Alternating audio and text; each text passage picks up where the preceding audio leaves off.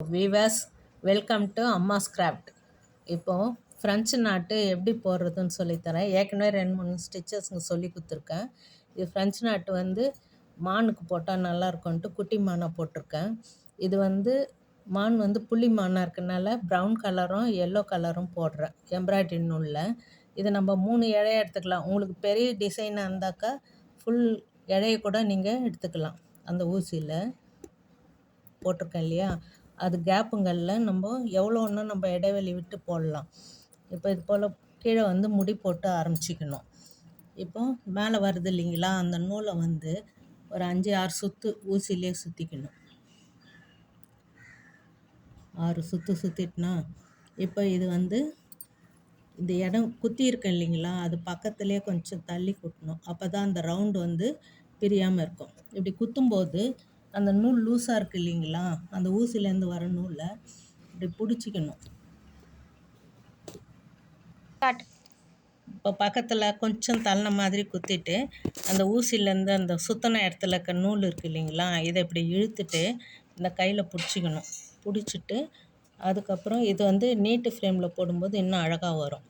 இந்த பாருங்கள், இந்த மாதிரி நூலை பிடிச்சிட்டு இந்த ஊசியை இப்படி இழுத்துடணும். இழுத்துட்டா சின்ன வட்டம் மாதிரி இருக்கும், அது நடுப்புற ஹோல்ஸ் இருக்க மாதிரி இருக்கும்.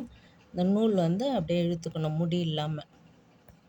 இப்போ பாருங்கள், அந்த எல்லோ கலர் உங்களுக்கு நல்லா முடி நல்லா தெரியுது. ரொம்ப இழுத்துட்டிங்கன்னா அது டாட் மாதிரி ஆகிடும். இப்போ அடுத்தது அந்த கேப்புங்களில் போடணும். சுற்றி சரௌண்டிங் ஃபுல்லாக அவுட்லைன் காம்பு தையல் போடணும். இப்போ நான் இந்த ஃப்ரெஞ்சு நாட்டு அந்த எல்லோ கலர் போட்டு காம்பு தையல் போடும்போது ஸ்டெம் ஸ்டிச் முதல்ல சொல்லி கொடுத்தேன் இல்லைங்களா, அதை இந்த மானோட இந்த அவுட்லைன் ஃபுல்லாக போடணும். கண்ணுக்கு பிளாக் கலர், நீங்கள் மணியை வைக்கலாம், சமிக்கி வைக்கலாம், இல்லை இந்த காம்பு தையலே கண்ணுக்கும் போடலாம்.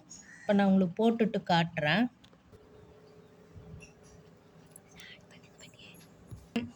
பாருங்கள், எல்லோவில் நல்லா தெரியும் பாருங்கள். அந்த சின்ன வட்டம் மாதிரி போட்டு அதில் நூல் குறுக்க வந்திருக்கு பாருங்கள். இது போல் ஃபுல்லாக நம்ம எவ்வளோ பெருசு போட்டால், இந்த குட்டியில் ரொம்ப போட வரல. ரொம்ப இழுத்துட்டிங்கன்னா டாட்ஸ் மாதிரி வரும். நீங்கள் 3 இழை கூட எடுத்துக்கலாம், ஃபுல் இழையும் எடுத்துக்கலாம். இது பூங்களோட நடுப்புற மகரந்தம் இருக்குது இல்லைங்களா, அது கூட இந்த தையல் போடலாம். பசங்களோட ஃப்ராக்கில் இதுக்கெல்லாம் போடலாம். இப்போ இதை சுற்றி காம்பு தையல் போடணும். கொஞ்சம் போட்டு ஏற்கனவே நான் போட்டிருக்கேன் இல்லைங்களா காம்பு தையல். இதே போல் ஃபுல்லாக இந்த சரௌண்டிங் ஃபுல்லாக போடணும். இன்னும் கிட்டக்க பெரிய மானாக இருந்தாக்கா கொஞ்சம் நல்லா நிறைய தெரியும்.